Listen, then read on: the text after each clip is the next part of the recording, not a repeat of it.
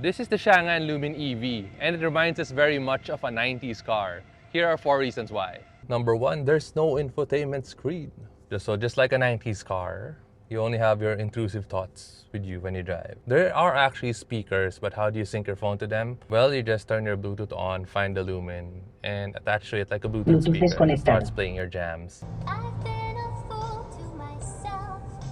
I thought that I could live. Because no infotainment functions exist here on the Gauge cluster. You can get an aftermarket or OEM actually option from Changan themselves if you cannot live without a screen in the middle.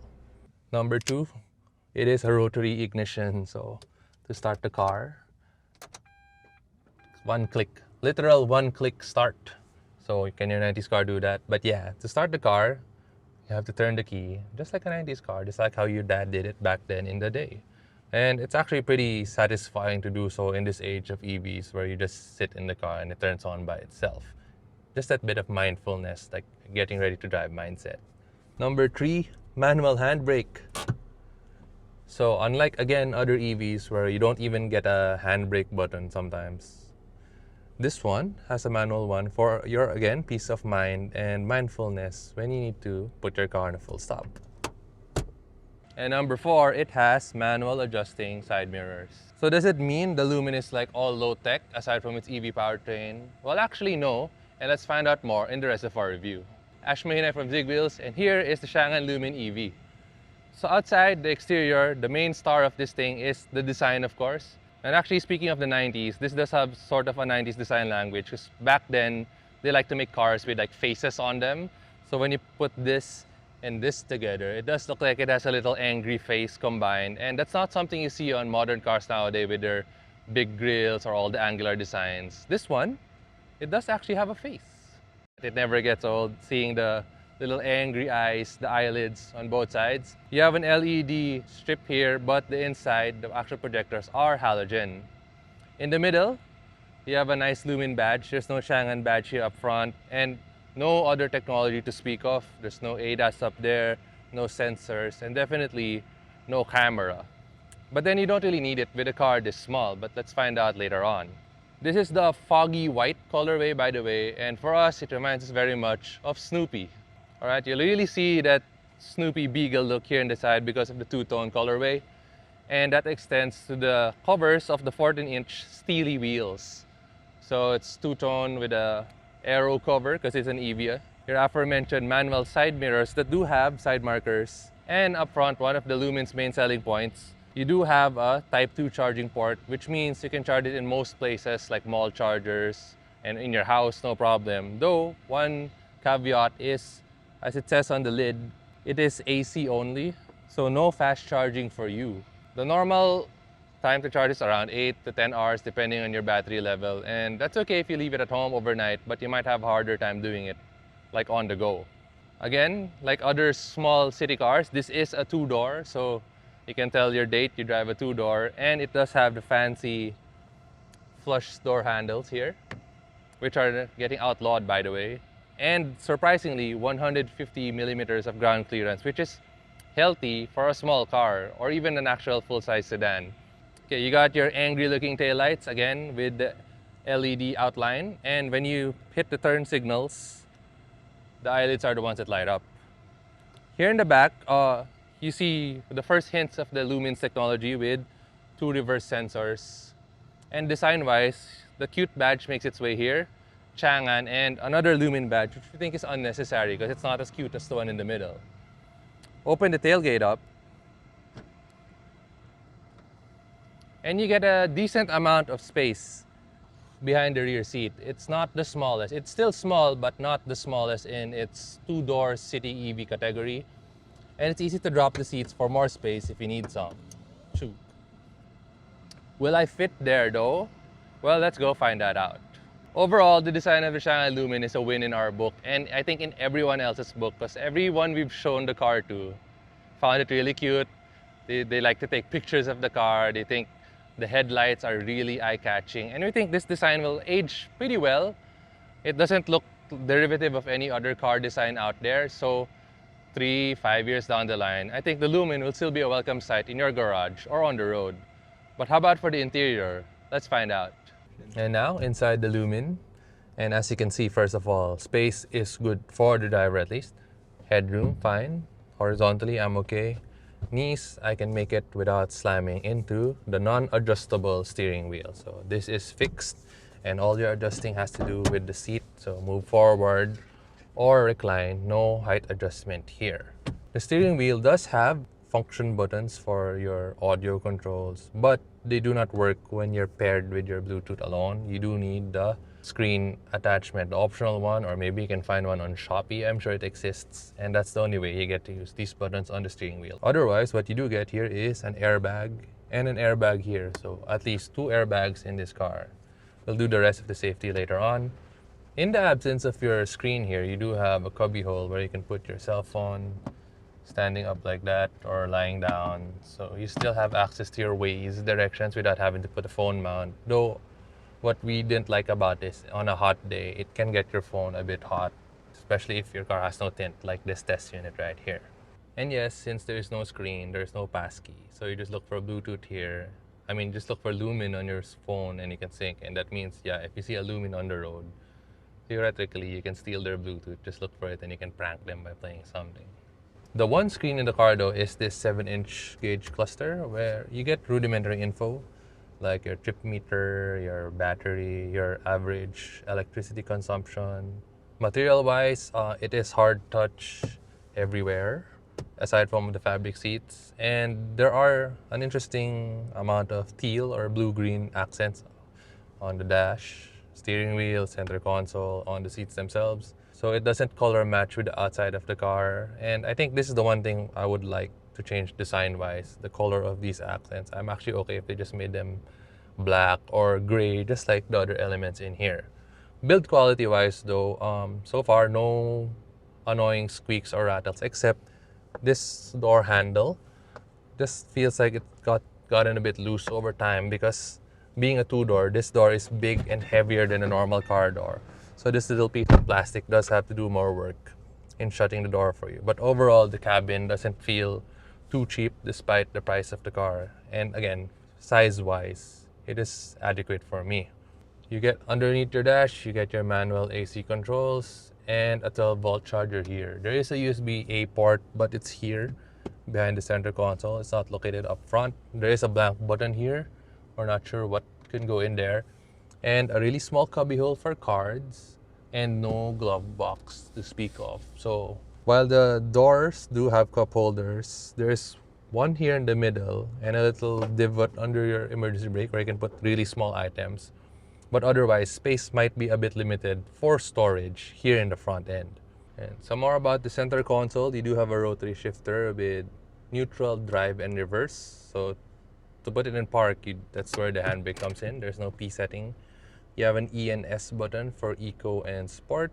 And your central locking button is here, plus your window switches. And that's about it for tech here. And it's actually kind of relaxing in a way to not have a lot of things to fiddle with, especially the screen. Like there's no pressure to set so much stuff up on the screen before you go in and drive. But is that something that makes you feel like it's lacking, or it be a pro for you, especially since we're talking about this like a 90s car? But passenger space is okay. How about for the rear? Let's check that out right now. All right, fit check, second row. Yeah. I can't adjust it by myself quite that easily though. You have to reach all around here. Maybe your front passenger can do it for you normally. Okay, this is my driving position, basically mirrored, and while I'm not hitting my head just yet, it is getting close. And my knees, I have to spread them open to fit. But if we take a bit more space from the front passenger, someone who isn't a 6-footer maybe, something like that. Yeah, I have enough space to work with here, at least behind the front passenger. And definitely two-seater only, as you can see. Only two headrests on this 50-50 split seat. And now that I can a bit slouch down a bit, the headroom does recover a bit. Horizontally, I think it'll work if you're not two big people here. And what's nice is the room for my feet, at least under the seat, very sizable. and my knees just enough to clear it. Again, 6'2" height, so if you're smaller, this will be a better fit for you. But what we'll do now, let's get to driving because that's probably the best part of owning a tiny city car like this. Let's go. Behind the wheel of the Changan Lumin EV, 48 horsepower, 83 newton meters of torque, which doesn't sound like a lot on paper, but like many EVs, behind the wheel it actually feels like enough. So in this case, it's definitely enough for scooting around in the city. And you can see when your power utilization goes up, it actually moves along pretty well with two of us here in the car. And I think that's one of the biggest changes that have come to small cars lately. You know, the EV potential. EV power has really unlocked their potential as like legit daily drivers because like as we said, this reminds us of a 90s car size wise. So back in the day or even today, a lot of the small options with ICEs will feel underpowered. They'll feel like they have sluggish transmissions, and it's a concession you have to make because with small cars comes small engines. There's not much you can do about it. But now, small cars can come with adequate power, and definitely adequate power here. We do not feel beaten even on inclines. So now, the only thing you have to consider with a small car, well, aside from the feature set, is if the space is enough for you because you can't really do anything about a lack of space overall. If the car is too small, then it's too small. But if your use case supports a small city car like this, you only go around home, office, home, school, duty like that, then yeah, this one, enough power for you to do all of that. Actually, the only gripe I would have with the drivability of this maybe is that the brakes feel a bit soft. That might have to do with Chang'an not putting an aggressive regen map on this car. You can't adjust it because, by the way, there's only eco and sport settings here. So the braking can feel a bit soft when you're not used to it coming from a different car. But they can definitely stop the car overall because this is so light. It's a tiny car, but with a not tiny battery. As you can see, turning radius obviously very good. Now going back to the eco and sport mode. Eco mode also acts as a speed limiter of sorts. It keeps your top speed to around 80. Try to floor it past 80 and you'll see the engine output start to drop. Put it in sport mode though, and it locks it all the way until 100 km/h or 101 actually, which is the top speed of this car. And again, you will see your power output start to go down if you try to go past that speed. So while it can go on the highway, that kind of limits it a bit, especially if you want to overtake at high speed. But then again, this is not really meant for that. It can keep up with the traffic flow, yeah, but you're not going to be the fastest in the fast lane, that's for sure. Now for NVH, of course, being an EV, drivetrain noise, almost not there. You do have that EV whine, but it's very minimal. But comparing it to other small cars or even other small EVs, this NVH levels here are actually pretty decent. There are not much clunks from the construction of the body, no rattles from the suspension, and it takes humps and bumps on the road pretty well. Plus the isolation from the wind noise, the road noise is also pretty decent. So actually that might be one of the more above average factors that you get with the Lumin. Even Iser recognized it right away that hey, NVH is not that bad versus other EVs and traditional small ICE cars. So it's a plus point because that's something you'll notice every day, every single time you ride the car. NVH levels. So here, definitely a passing grade for the Lumin. Alright, now let's talk about range. This is the L version, so it gets the 28 kilowatt hour lithium iron phosphate battery, NEDC rated to 301 kilometers. Now, as you might have noticed in our B-roll of this car so far, the battery level is pretty low, and that's already with the top up because we wanted to find out how much it would get in real life. And my report is a mix of city and some highway driving over a week's time. Got me around 260 on a single charge. I didn't run it flat out. I didn't run it all the way till zero. Of course, you don't want to get stuck somewhere. But yeah, I got 260, and I think that's pretty much on par with how other cars end up in the real world versus their NEDC ratings. And again, for a city car, 260, that's a decent amount of mileage for daily commuting, beats out other cars. And it's actually a bit competitive with the next size category up of small EVs. The four-door ones usually come in at around 300 km as well. And I think that would be good. I mean, I think I would rather have this one than the S version with the smaller battery, because I don't want to live with less than 200 km of range, because my commute is a bit far, but depends on you. Now, charging that will get you around 10 hours from 0 to 100 with your wall charger at home. And that's probably the best way to charge this car, because the port here is a Type 2, so you can charge it anywhere. That unlocks almost all mall chargers for you, for example, paid chargers as well, but only AC. It doesn't have DC charging or fast charging capability. The port itself physically only has the top part for the AC charging of Type 2. And that limits your options to charge when charging on the go, because you'll have to spend like a decent amount of time if you want to put a big amount if you're coming from like somewhere far, or you ran it down really low. So no DC charging, no 0 to 80 in 30 minutes here. And that's one trade-off of the Changan Lumin that you have to keep in mind. All right, safety-wise, you do have your 2 airbags as mentioned, which is one more than some cars surprisingly have in 2026. We do have single airbag cars. And then you still have your ABS, your EBD. You do have reverse parking sensors, TPMS, and helpfully a hill start assist. But that's it for safety here. Even in, this is the upper variant, L model. It's the same as with the S. That's all the safety you get. No ADAS, nowhere to adjust it, obviously. And for us who are used to driving, it's okay, we can live with it. But would you be okay with having a car that is this bare bones in terms of safety, tech?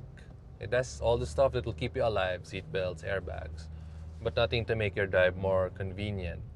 Let us know in the comments down below. So overall, the Changan Lumin is a delightful small car to drive. Like, it ticks the lizard part of my brain when you drive a small car, where it's easy to go in and out of traffic, easy to park, easy to maneuver in tight spaces. And mostly, it's a question of what you're willing to compromise on if you're going to consider this car. I think I can live without the infotainment screen, actually. This doesn't even have a clock, by the way. It's that relaxing to drive. You don't even know what time it is. You need a watch. Because the lack of infotainment is offset by the better range for me and the AC charging anywhere. Fast charging, I'm okay skipping that one out, especially if I can charge it at home. But if you can't, if you're a condo dweller, for example, apartment with no charge at home, then you might want to take that into consideration as well. That at some point you would have to spend, 10 hours total charging it to full somewhere outside your house. And of course, the biggest compromise here is the price. How much are you going to pay for a car with this spec sheet? Well, let's find that out next. So the Changan Lumin comes in at 799,000 pesos for this version, the L with the extended range. There's also an S version for 699 with the same tech, the same stuff inside, except with a smaller battery, which gets you around 100 kilometers less of travel. For Q1, interestingly, in the Campy ratings, Changan ranked 5th overall in selling BEVs or full electric cars. And since the Lumin is their only EV model, that means this is the 5th best-selling BEV in the Campy's rankings for the first quarter of this year. So the gap might be big from 1 to 5, but that still shows that a lot of people are considering this tiny car. It is also cheaper than other full EVs that come with 4 doors, and the difference, the price gap there, like 200K-ish to those that come in at around 900,000 or close to $1 million. That's still a long time of car ownership, of maintenance, of electricity costs, and that makes the Changan still something to consider, even at $799. But what do you guys think? Would you go for a small, cute city car like this, an EV like this, or would you go up to the next level to the more expensive 4-door models? Let us know in the comments down below. Once again, Ash Mahinay from Zigwheels.Ph. Like and subscribe, and thanks for watching.